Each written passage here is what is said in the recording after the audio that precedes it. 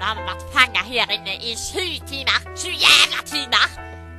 Ja, jeg vet det. Og så er det så teit, for jeg har liksom allerede innrømt at det var jeg som drepte han. Jeg synes ikke det er teit, jeg. Hæ, forstår det godt. Nei! Hæ, hva mener du med det? Det fatter jeg ikke, jeg. Nei, men du må bare være litt mer Jeg har overbevisende. gjort alt jeg kan! Ja, ja. Hva skal jeg gjøre? Skal jeg kle meg ut som mora da, eller? Ja, ja. Ja, men jeg tror ikke det funker så bra, jeg. Du er faen meg helt håpløs, du! Vet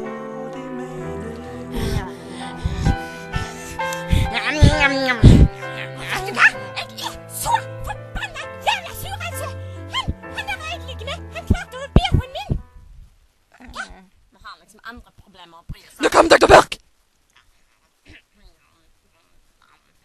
Hallo, folkens. Hva skjer her, da? Nei vel, ikke svar meg, dere.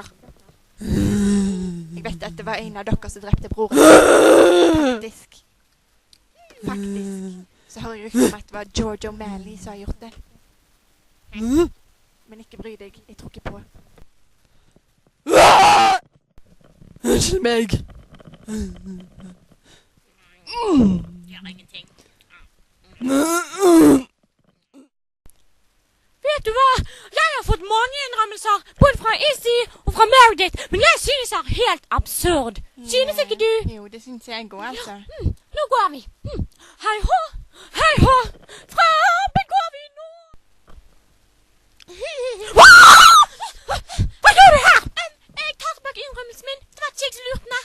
Ja, men det visste jeg med en gang. Gå nå, fysj med deg. Fysj. Ok, det var bra.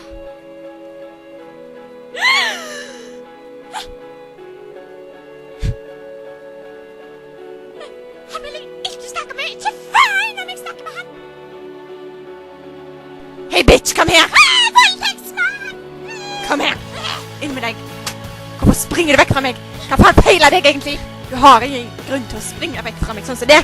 Du sa at jeg er en stygg BH. Ja, men herregud, alle BH-ene dine er jo stygge. Trenger jo ikke å bli sur for det. Er du pingla, eller? Hæ? Jo, det er det hvis dette plutselig sier det. Har du problemer med det? Kanskje? Har du det? Jeg har det, faktisk. Du er så dum i hodet ditt. Hvorfor egentlig har du det? Kanskje fordi at du trodde at det var Dr. Burke som drepte broren sin? Ja, det var det jeg trodde, for jeg hørte det. Men nå har jeg hørt det fra deg, og jeg tror faen ikke på det, og det gjør jeg faktisk. Ja, du er Det er lett at jeg...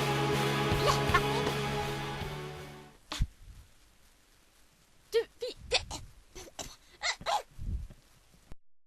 Gaga! Hva får han? Ja, jeg blir...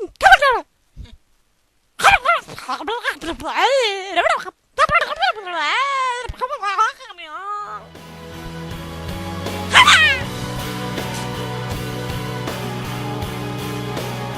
Synes jeg faen meg at en C-papen Kristina kan innrømme hva hun har gjort. Vi har tross alt vært her i 19 timer. Nå går jeg før jeg får lyst til å slå deg ned. Bare prøv deg til troll. Hæ? Nå må dere roe dere ned. Lett for deg å si. Yoga-tryne. Ja, vi hørte deg, Kristina. Kjeft! Nei, det gjør jeg ikke. Tenkte å sladre på deg, jeg. Jeg takler ikke mer av dette her.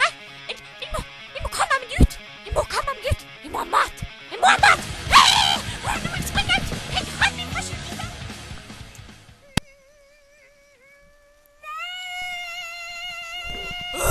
Kjeft på de forbanna lydene dine! Snakker du om?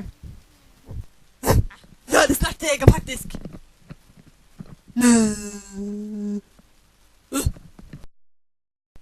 Jeg skal i hvert fall sladre på deg.